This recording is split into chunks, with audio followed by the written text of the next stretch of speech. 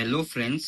1 अप्रैल 2024 में एक बहुत ही बड़ा चेंज आया था इनकम टैक्स में रिलेटिंग टू एमएसएमई पेमेंट्स, जो कि बहुत सारी कंफ्यूजन क्रिएट की थी कि क्या सर्विस प्रोवाइडर्स ट्रेडर्स इसमें इंक्लूडेड है, हम कब पेमेंट तो हमें अलाउ होगा।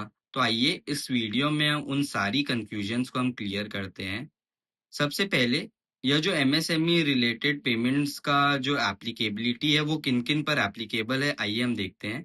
आपका सप्लायर उद्यम पोर्टल में रजिस्टर्ड होना चाहिए, उनके पास एक वैलिड एमएसएमई सर्टिफिकेट होना चाहिए। अगर वह उद्यम पोर्टल में रजिस्टर्ड नहीं है तो यह सेक्शन उनके लिए एप्लीकेबल नहीं है। आपका जो सप्लायर है वो या तो माइक्रो या फिर स्मॉल एंटरप्राइज होना चाहिए। अगर वो मीडियम एंटरप्राइज है तो भी यह सेक्शन उनके लिए एप्लीकेबल नहीं है। आपका जो सप्लायर है वो मैन्युफैक्चरर या सर्विस प्रोवाइडर होना चाहिए, तभी यह सेक्शन एप्लीकेबल है। आजकल आप देखते होंगे बहुत सारे ट्रेडर्स भी एमएसएमई सर्टिफिकेट होल्ड करते हैं, पर उन उन केसेस में यह एमएसएमई सेक्शन वाला जो पेमेंट रूल है वो एप्लीकेबल नहीं है। फोर्थली, आपको या तो यह जो एमएसएमई पार्टी को आप जो पेमेंट कर रहे हो वो या तो आप कोई गुड्स के लिए या सर्विस के लिए कर रहे हो।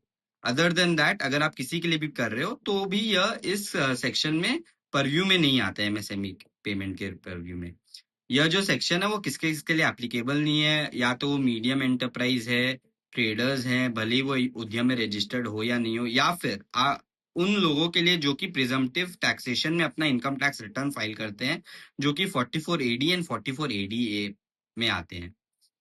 फिर आइए अब हम डेफिनेशन में चलते हैं, क्योंकि यह जो डेफिनेशन है micro medium and small enterprises का, यह 1 अप्रैल 2025 में अमेंडमेंट्स आई है। इसमें कुछ माइक्रो, अगर आपका इन्वेस्टमेंट 2.5 करोड़ या उससे नीचे है एंड टर्नओवर 10 करोड़ या उससे नीचे है तो फिर आप माइक्रो एंटरप्राइज माने जाएंगे।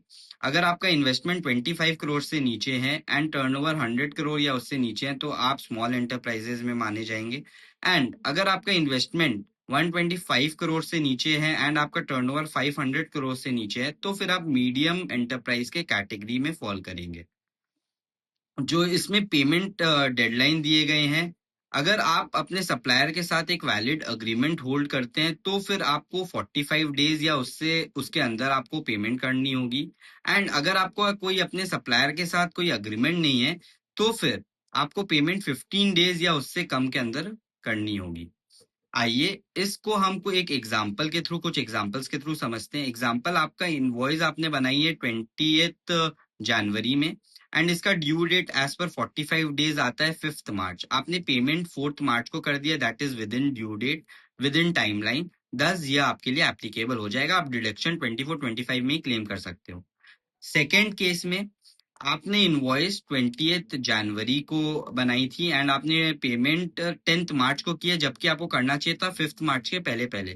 पर क्योंकि आपने 24-25 में ही उसकी पेमेंट कर दी है, दस आपको, भले ही आपने लेट पेमेंट किया है बट क्योंकि with in the financial year आपने पेमेंट कर दिया है, दस वो आपको 24-25 में अलाउ हो जाएगा। इन दी थर्ड केस आपने पेमेंट की है 10 अप्रैल में, आपने क्योंकि फाइनेंशियल ईयर के बाद पेमेंट की है, दस आपको 24-25 में वो अलाउ नहीं होगा एंड 25-26 में यह आपको अलाउ हो जाएगा, ये जो आप परचेजेस के अगेंस्ट पेमेंट कर रहे हो। एंड लास्ट केस में डायरेक्टली अपने जंप करते हैं, जिसमें आपने पेमेंट की है 10 मई में एंड आपका ड्यू डेट था 4 मई।